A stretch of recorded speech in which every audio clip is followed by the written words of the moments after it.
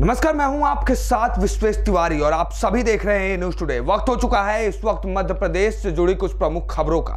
पत्रकार संघ द्वारा लटेरी थाना का घेराव, महिला की शिकायत पर पत्रकार पर बगैर जांच एफआईआर किया दर्ज। पूरा मामला मध्य प्रदेश के लेटरी का है, जहां आज लटेरी में पत्रकार संघ ने पुलिस का विरोध करते हुए थाने के सामने 4 घंटे प्रदर्शन किया। यह पूरा प्रदर्शन टीआई काशीराम कुशवाहा के खिलाफ विनोद सूर्यवंशी पत्रकार के खिलाफ मुकदमा दर्ज करने के विरोध में किया गया। आरोप है कि पुलिस ने बगैर जांच करे मुकदमा दर्ज किया है। इसके विरोध में लटेरी क्षेत्र के पत्रकारों ने अपने कपड़े उतारकर थाने के सामने प्रदर्शन किया। वहीं लटेरी एसडीपीओ का द्वारा आश्वासन दिया गया है कि जांच में जो कोई भी सामने आएगा उसे बख्शा नहीं जाएगा। टीआई के विरोध में पत्रकार ने लाइन अटैच की बात रखी तो एसडीपीओ ने कहा कि जांच कराई जाएगी और जांच में जो कोई भी दोषी पाया जाएगा उसके खिलाफ सख्त से सख्त कार्रवाई करेंगे।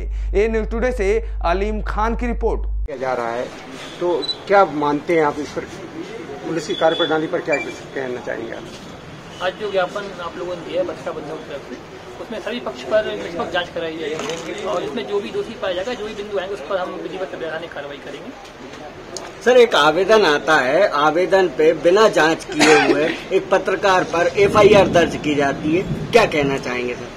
वही बिंदु वही बोला भी, मैं वही दोबारा रिपीट करना चाहूंगा। अगर जो भी गलती हुई, कहीं भी किसी गलती की है, जो आपने बिंदु उठाए उन पर हम प्रॉपर जांच करेंगे। जिसकी भी गलती पाई जाएगी, अगर ऐसा हुआ है तो उस पर वैधानिक कार्रवाई। सर, इनको क्या जानकारी नहीं है नियम कायदों की, थाना प्रभारी को है बगैर जांच के एफआईआर कर दी जाती है? नहीं, बिल्कुल सभी को जानकारी होना चाहिए और होगी भी, और नहीं होगी तो हम उस पर बिल्कुल संज्ञान लेंगे। ऐसे थाना प्रभारी के खिलाफ क्या कार्रवाई की जाएगी?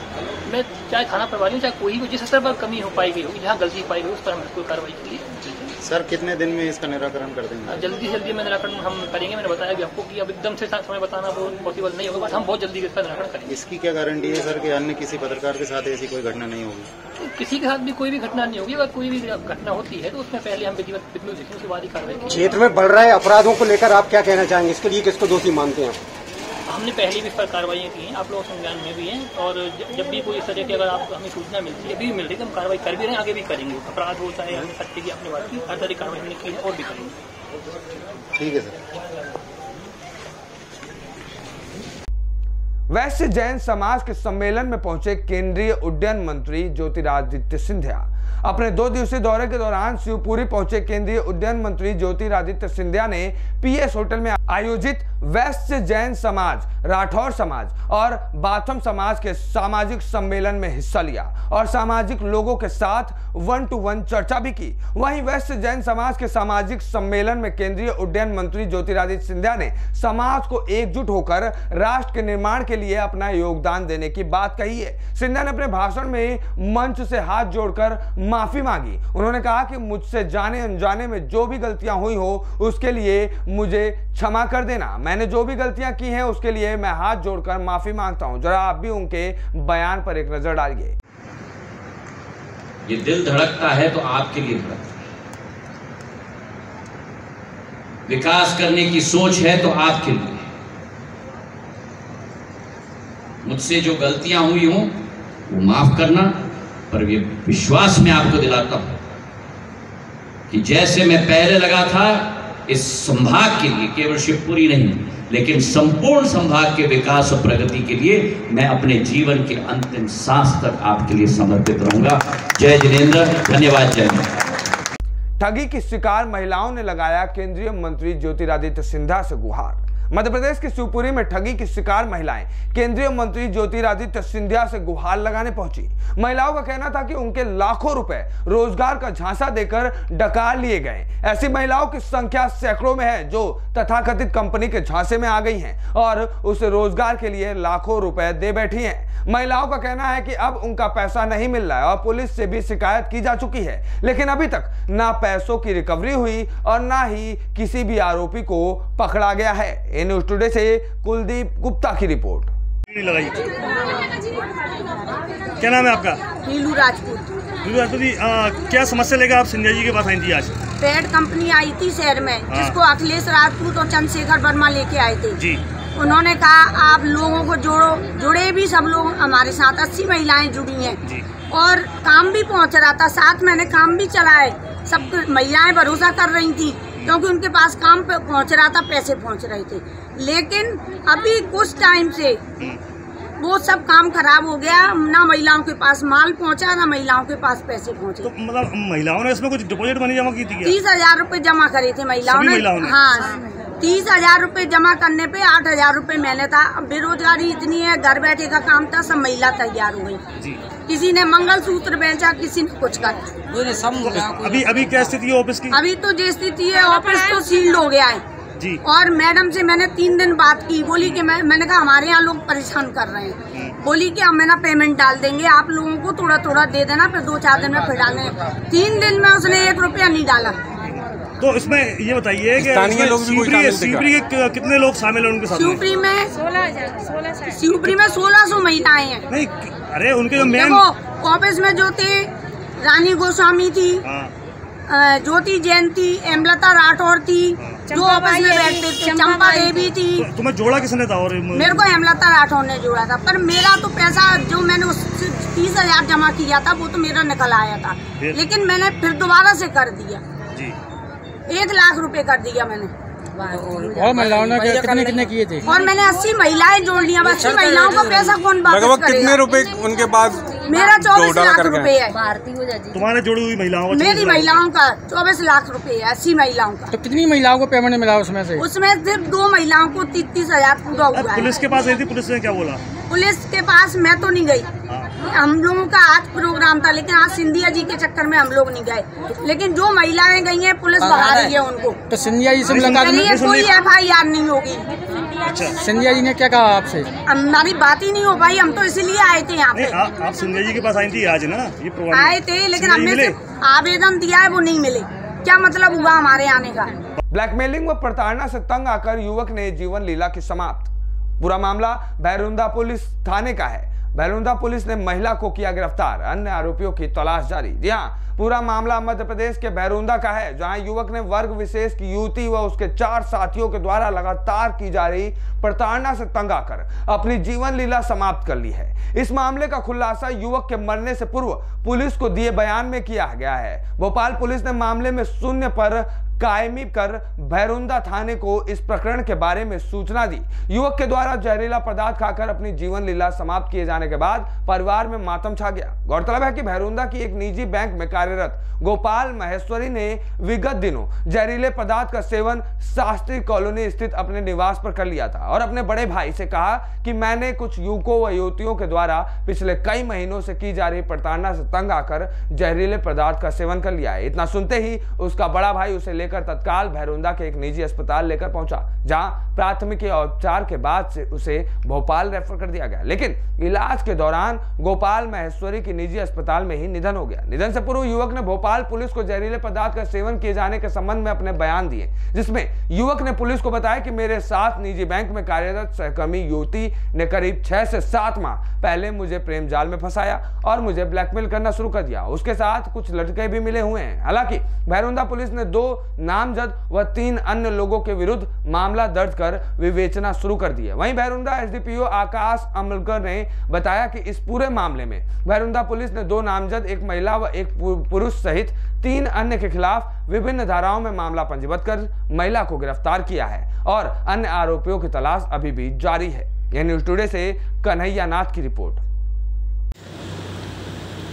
सर, विगत दिनों एक मामला सामने आया जिसमें दवा बना के पैसे मांगने में युवक ने आत्महत्या कर ली। क्या है पूरा मामला? ये थाना भैरुंदा के अंतर्गत शास्त्री कॉलोनी यहाँ पे भोपाल महेश्वरी सदर गोवर्धन महेश्वरी थे। ये HDFC बैंक में काम करते थे। इन्होंने 17/5/23 को जहरीले पदार्थ का सेवन किया था और जिन्होंने 18 तारीख को जिनका भोपाल में इलाज के दौरान मृत्यु हुई। तो जहाँ पर जैसी पुलिस को खबर लगी तो भोपाल पुलिस से समन्वय स्थापित कर वहाँ चुनावती थाना प्रभारी से बात की और जिनका उनके कथन लिए गए थे। कथन के अनुसार ID तुरंत भैरुंदा थाने बनाए और उनके कथन के अनुसार 2 नामजद, 1 महिला 1 पुरुष और 3 अज्ञात लोगों पर 306 IPC और 384 जिसमें ब्लैकमेल करके पैसे लेने की धाराओं, सभी धाराओं में मामला पंजीबद्ध किया है। तो इसमें जो प्रकरण की मुख्य आरोपी थी महिला, जिसको हिरासत में लिया है, अन्य आरोपी की तलाश। 25 मई को नर्मदा यात्रा के नाम से लॉन्च होगा वेबसाइट। CM शिवराज सिंह चौहान करेंगे लॉन्च। दरअसल डिंडोरी नर्मदा यात्रा के नाम से एक वेबसाइट लॉन्च होने जा रहा है, जिसे 25 मई को मुख्यमंत्री शिवराज सिंह चौहान लॉन्च करेंगे। ऐसे में जो लोग इस डिजिटल भारत के दौर में प्रदेश ही नहीं देश के कई राज्यों से आकर नर्मदा परिक्रमा करते हैं, वह इस वेबसाइट के माध्यम से रूट का लोकेशन पा सकेंगे। इतना ही नहीं, इस वेबसाइट पर उन्हें कहां रुकना है इसकी भी जानकारी दी जाएगी, जिसके चलते विदेशों से आए हुए लोगों को किसी भी प्रकार की दिक्कत का सामना नहीं करना पड़ेगा। रुकने के लिए मध्य प्रदेश टूरिज्म के माध्यम से निश्चित स्थान अपलोड रहेगा। वेबसाइट पर जाकर वह अपने मनपसंद स्थान पर चुनकर रह सकते हैं। इस काम को करने के लिए यहाँ के स्वयं सहायता समूह के महिलाएं नर्मदा यात्रा करने वालों की सेवा में मौजूद रहेंगी। ए न्यूज़ टुडे से भीमसेन ठाकुर की रिपोर्ट। नर्मदा यात्रा के नाम से वेबसाइट लॉन्च कर रहे हैं, जिससे कोई भी हमारी नर्मदा यात्रा में शामिल हो सकता है। साथ में हम लाभ वितरण कर रहे हैं। हमारे जो IIT बच्चे पास हुए उनका सम्मान है, जिन बच्चों ने नीट पास की है उन बच्चों का सम्मान है। लाडली बहनाएँ अपने CM सर को अपना कुछ जो चिट्ठियाँ लिखी वो देंगी। इसके अलावा जो है हमारा जो हमने लोकल भाषा में गीत बनाया था उसको दोबारा से रीलॉन्च कर रहे हैं लाडली बहना के लिए। साथ में वहाँ पर पैसा मोबिलाइजर्स और हमारे CM भगवत मिलेंगे, शहर के गणमान्य लोग मिलेंगे और कुछ जो ज्ञापन होंगे उनको हम हेलीपैड मिला देंगे। लगभग 2 घंटे का कार्यक्रम डिलीवरी कर देंगे। डिंडोरी कलेक्टर विकास मिश्रा ने प्रेस वार्ता कर जानकारी दी कि मध्य प्रदेश राज्य निर्वाचन आयोग ने उप निर्वाचन हेतु समय सारणी जारी कर दी है, जिसमें ऐसे ग्राम पंचायत व जनपद पंचायत सहित पंचों के चुनाव होंगे जिनकी मृत्यु हो गई है या कोई दूसरे पद पर नियुक्त हो गए हैं। मध्य प्रदेश शिक्षक भर्ती में कुछ जनप्रतिनिधियों की नियुक्ति हो गई है और उन्होंने त्याग पत्र दे दिया है। उस स्थान पर पंच, सरपंच, जनपद सदस्य जैसे पद खाली पड़े हैं। इन स्थानों पर भी अब चुनाव होंगे। सीटों के आरक्षण का प्रकाशन 23 मई 2023 को शुरू हो जाएंगे तथा नाम निर्देशन के अंतिम तिथि 30 मई को होंगे। ए न्यूज़ टुडे से भीमसेन ठाकुर की रिपोर्ट। प्रेस कॉन्फ्रेंस में सनसनीखेज लूट का हुआ खुलासा, मुख्य आरोपी 5 लाख के जेवरात सहित गिरफ्तार। मध्य प्रदेश के दतिया शहर में सनसनीखेज सर्राफा कारोबारी लूटकांड के मुख्य आरोपी दीपक कुशवाहा को कानपुर बाईपास से उस समय गिरफ्तार किया गया जब वह लूटे गए सोने के आभूषणों को ठिकाने लगाने जा रहा था। पुलिस अधीक्षक प्रदीप शर्मा ने इस सनसनीखेज लूट को ट्रेस करने के लिए 8 थाना प्रभारियों की संयुक्त टीम गठित की थी। प्रेस कॉन्फ्रेंस में एडिशनल SP कमल सिंह मौर्य ने खुलासा किया। साथ में SDPO प्रियंका मिश्रा एवं कोतवाली TI SI समस्त टीम प्रेस कॉन्फ्रेंस में रही। SP कमल सिंह मौर्य ने बताया कि मुखबिर की सूचना पर पुलिस ने दीपक की घेराबंदी की और उसे दबोच लिया। इसकी गिरफ्तारी पर 30,000 रुपए का इनाम भी घोषित किया गया था। उसके पास से सोने के करीब 5 लाख रुपए कीमत आभूषण जब्त किए गए हैं। टीमों ने घटनास्थल के आसपास लगे CCTV कैमरे, इलेक्ट्रॉनिक सर्विलांस और संदिग्ध फोन कॉल की रिकॉर्डिंग चेक की थी। इसके बाद आरोपियों के बारे में महत्वपूर्ण जानकारी हाथ लगी थी, जिसमें 3 आरोपी पूर्व में ही गिरफ्तार हो चुके हैं और आरोपियों से अब तक 12 लाख रुपए कीमत की सोने चांदी के जेवरात बरामद हो चुके हैं। ए न्यूज़ टुडे से रजनी लटोरिया की रिपोर्ट। 2023 को रात्रि 9 बजे मुकेश सोनी अपनी दुकान बंद करके निकल रहा था अपना सराफे की दुकान को, और रास्ते में आनंद टॉकीज के पास कुछ बदमाशों ने उसकी मारपीट करके और उसका पूरा सामान छुड़ा कर ले गए थे। उपरोक्त घटना की सूचना प्राप्त होते ही तत्काल हमारे पुलिस अधीक्षक महोदय, हमारी समस्त टीमें वहाँ पहुँची थी और घटना की गंभीरता को देखते हुए, चूँकि शहर में घटना हुई थी और एक इसमें गोली भी लगी हुई थी, इसको गंभीरता को देखते हुए जो हमारे ज़िले के 8 थाना प्रभारियों को इसमें लगाया गया था और सभी थाना प्रभारी अपनी अपनी टीमों के साथ काम कर रहे थे। पूर्व में भी इनमें 3 आरोपियों की गिरफ्तारी एक बार हुई है और फिर 1 आरोपी गिरफ्तारी हुई। इसमें कुल 5 आरोपी थे जो चिन्हित हुए थे। 5 में से अभी तक 4 आरोपी हम लोगों ने गिरफ्तार किए हैं। जो आज भी जो गिरफ्तार किया है वो इस प्रकरण का मुख्य आरोपी है दीपक कुशवाहा, जो कि झांसी में सामान बेचने के उद्देश्य से आ रहा था। इसको आज हमने गिरफ्तार किया। इससे करीब 5 लाख के जेवरात जब्त किए गए हैं जो आपको दिखाए गए हैं और इस प्रकरण में अभी तक 1 आरोपी की और शेष है, बाकी 4 आरोपी गिरफ्तार कर लिए गए हैं। उसमें अभी तक जो है 12 लाख का मसरूका हम लोगों ने जब्त किया हुआ है। ये बेसिकली जो लूट है FIR में उन्होंने 60 लाख रुपए लिखाए थे, बट अभी तक वो क्लियर नहीं हो पाए हैं और जो हमने आरोपियों से जो बात की है वो इतने की राशि अभी तक स्पष्ट नहीं हो पा रही है, क्योंकि 1 ही आरोपी और शेष है और इसमें हमने 100% पूरी लूट को जो है जो माल को जब्त किया गया है। अनाधिकृत कॉलोनियों का नियमितीकरण, अधोर संरचना विकास तथा भवन अनुज्ञा वितरण का शुभारंभ। इस दौरान वहां मध्य प्रदेश के मुख्यमंत्री शिवराज सिंह चौहान भी मौजूद थे। तो चलिए दिखाते हैं आपको इस दौरान मुख्यमंत्री शिवराज सिंह चौहान ने अपने संबोधन में क्या कुछ कहा है। मध्य प्रदेश में मैं कहना चाहता हूं, अब आपको भवन अनुज्ञा मिलेगी, अनुमतियां मिलेगी, बैंक लोन की पात्रता भी आपको मिल जाएगी, बैंक लोन दे सकेंगे। नहीं तो बैंक लोन की पात्रता ही नहीं थी। अब खरीदी संपत्ति लेकिन बैंक लोन ही नहीं दे सकता, अब ये हो जाएगा। नियमित योजनाओं से अमृत योजना हो, अधोसंरचना योजनाएं हो, सांसद विधायक निधि हो, वहां राशि दी जा सकेगी। मध्य प्रदेश कांग्रेस के प्रांतीय सम्मेलन में पहुंचे पूर्व मुख्यमंत्री कमलनाथ कार्यकर्ताओं को अपने संबोधन में बताई कई बातें। चलिए जरा एक नजर इस पर भी डालें। पर्यावरण का मुद्दा सबसे पहले इंदिरा गांधी जी ने, आप इंटरनेट पर देखिएगा, स्टॉकहोम में उठाया था। ये पूरा विश्व वन और पर्यावरण के बारे में कोई चिंता नहीं थी, कोई डायलॉग नहीं था। मैं 91 में केंद्र में वन एवं पर्यावरण मंत्री बना और उस समय पूरे विश्व में जो बड़े बड़े देश थे, अमेरिका और यूरोप के देश, ये वन और पर्यावरण के सबसे बड़े दोषी थे। 92 में पृथ्वी सम्मेलन हुआ रियो डी जेनेरो में, मैंने उसमें भाग लिया और अमेरिका को मैंने स्पष्ट कहा कि आप इस सम्मेलन में उपस्थित हैं, पर आप विश्व के सबसे बड़े प्रदूषण फैलाने वाले हैं।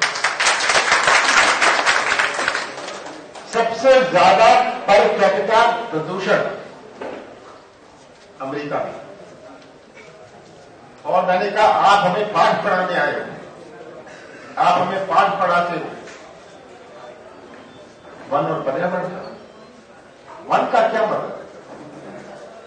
आज यूरोप में बहुत सारे वन हैं, अगर उनका वन एरिया लिया जाए, ये हमारे सीसीएफ और जो उससे जुड़े हुए हैं जानेंगे, पर वो सब तो मोनोकल्चर है, एक प्रकार का पेड़ है। आज हम अपने वन उपज की बात करते हैं, कैसे कर सकते हैं हम?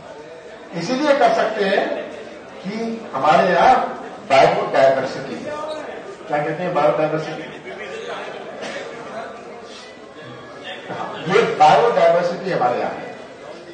बायोडायवर्सिटी से हमारा आज वन उपज के बहुत सारे जड़ी बूटी, और शायद आपको पता नहीं, आज विश्व में एक मूवमेंट चल रहा है कि जो बिना केमिकल की दवाइयां हैं, बिना केमिकल की दवाइयां बन रही हैं। कहाँ घूम रहा होगा गार्डन?